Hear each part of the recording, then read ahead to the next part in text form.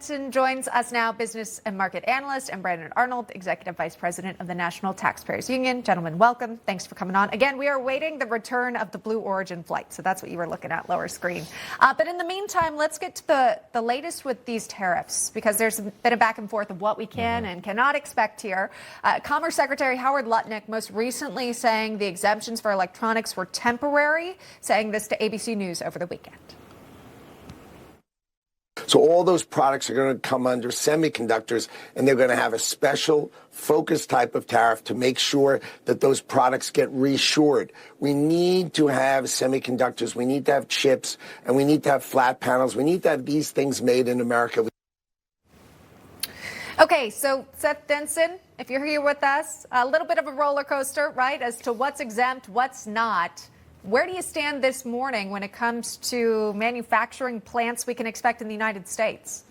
Yeah, Emma, Sean, I'll give you another Katy Perry song, Is It Really Over? Which is one of my kids' favorites. And I think that's the hope for this roller coaster ride that we've been on in the markets. I think the Trump administration, specifically President Trump, did a good thing over the weekend in saying, hey, we're going to give time for manufacturing to get to where it needs to be, specific in the technology space. You heard Christina talk about tech stocks doing well this morning. And the president has all the levers to extend that as much as he wants. Listen, this is a $100 billion industry here in the United States, 78% of which of the materials and cell phones, et cetera, come from China. So the president knows this, wants the manufacturing back up, but also wants to give the economy time to sort it all out. And Brandon, I'll go to you on this. One of the Truth Socials that President Trump put out, he said, we are taking a look at semiconductors and the whole electronic supply chain. This is a gray area because many people are concerned about their smartphones, their laptops, their tablets. Where do you think the administration goes with this?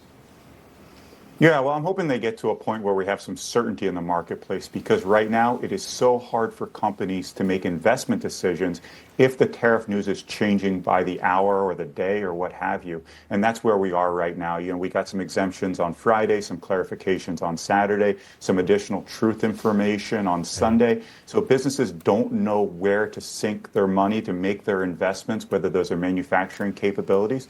Sure, we would like to see those ramped up in the United States, but we're still going to be dealing with a global marketplace here. And until we have some certainty, we're not going to see the level of investment that this administration and that all Americans would really like to see in the United States.